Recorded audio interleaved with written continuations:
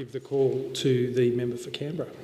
Thank you, Deputy Speaker. And I'm very pleased to have the opportunity to contribute to the consideration in detail today and ask some questions about this budget.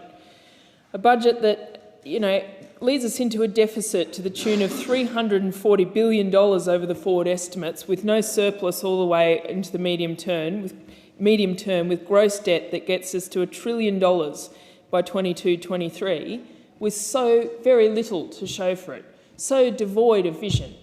Never has Australia seen a budget so devoid of vision.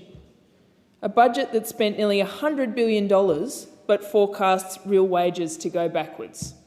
After 8 years of stagnant wage growth under this government, they have no plan for wages. No plan. And actually in their own budget papers acknowledge that wages are going to go backwards. Economic growth that's to be below trend over the forward estimates, and wages growth to continue to be at record lows, with $100 billion spent but no vision for something better for Australia. It's been a challenging time going through a pandemic, and we're not out of it yet. We've got a vaccine rollout that's a complete shambles.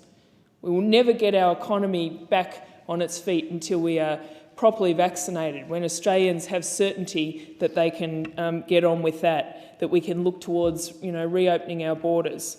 But there should be positives that we look to. This should be an opportunity to invest in Australia and build back better, a more inclusive Australia, a more inclusive economy and a more sustainable economy.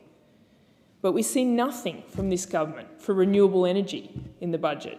And here today we have them tearing themselves apart yet again because they can't even commit to net zero by 2050, which the rest of the world is, not here in Australia. We want to really lag behind the world. We want to really embarrass ourselves on the world stage, as the Prime Minister did this week. Can't even commit to net zero, which we're actually supposed to be committed to through the Paris Agreement from 2015 anyway. But the best we can get from this government is that preferably we'll get there. So my first question is, how do we justify that to the next generation, to future generations? What's the point if we actually destroy the planet that we're living on? The centrepiece of this budget was around aged care, $17 billion, which sounds like a big figure, but what is it actually doing to, solve the problems of neglect that we've seen in our aged care system, which is absolutely in crisis? Serious question, how is that money directed towards addressing the fact that people are malnourished, the fact that people, have been found in absolute situations where people have had maggots in wounds, where people are, lying in their own excrement because there's not enough staff to look after them properly? How is this money directed towards those staff and paying them properly? Why hasn't the government committed towards 24-hour nurses in aged care? What about waiting lists for home care?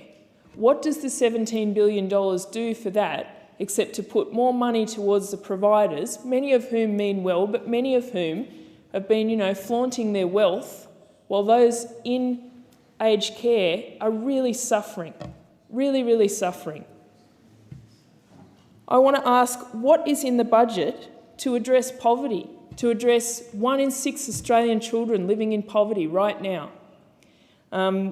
What is it, how does this $3.57 per day increase to the job seeker payment, how does that help the 10% of recipients who are single parents? How does it help them to put food on their table and get their kids to school in decent pairs of shoes and clothes? These are my questions to the Minister. And what does it do for universities?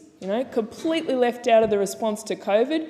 Public universities, as the member for Fenner said, not even eligible for JobKeeper. I guess some jobs aren't as important as others, according to this government. Why are we so devoid of vision?